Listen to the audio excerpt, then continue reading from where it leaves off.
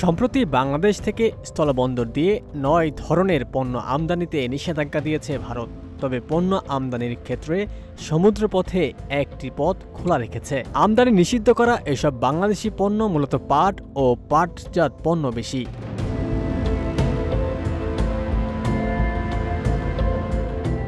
এদিকে স্থলবন্দর দিয়ে পণ্য আমদানিতে নিষেধাজ্ঞা জারির কারণে বিপাকে পড়েছে ভারতের পেট্রোপোল স্থলবন্দরের আমদানি রপ্তানিকারক ব্যবসায়ী ও শ্রমিকরা। হঠাৎ এমন সিদ্ধান্তে মোদী সরকারের প্রতি ক্ষিপ্ত ভারতীয়রা।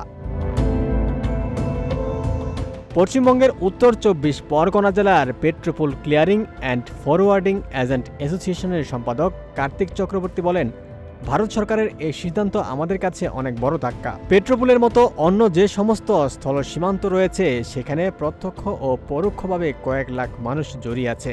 তারা প্রতিনিয়ত ধাক্কা খাচ্ছে।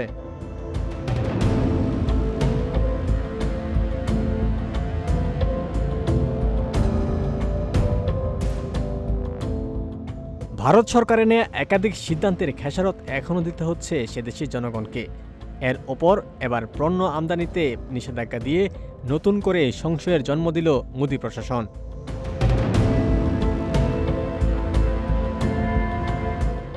এ বিষয়ে পেট্রোপোল আমদানি রপ্তানি ব্যবসায়ী পরিতোষ সাহা জানান, দেশের স্বার্থে ভারত সরকার যে সিদ্ধান্ত নিয়েছে তাকে আমরা সাধুবাদ জানাই, কিন্তু তারপরও বলতে বাধ্য হচ্ছি, আমাদের এই আমদানি ও রপ্তানিমুখী ব্যবসাটি গভীর খাতের মধ্যে চলে যাচ্ছে।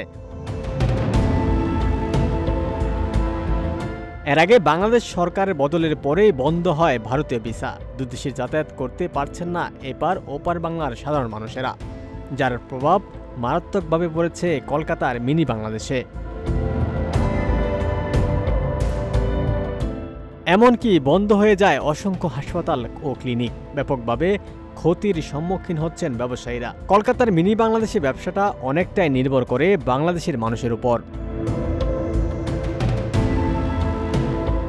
এবার নতুন করে স্থলবন্দর দিয়ে পণ্য আমদানিতে নিষেধাজ্ঞা দিয়ে ভারত সরকার পড়েছে পেট্রোপোল স্থলবন্দরের ব্যবসায়ী ও শ্রমিকদের তুপের মুখে। এই পথে পণ্য আমদানি বন্ধ হওয়ায় কাজ হারিয়েছেন হাজার হাজার শ্রমিক, আর রীতিমতো মাথায় হাত পাটজাত এসব পণ্য ব্যবসায়ীদের।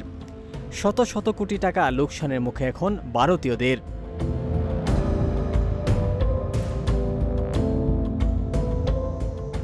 ওমর ফারুক, ঢাকা প্রকাশ।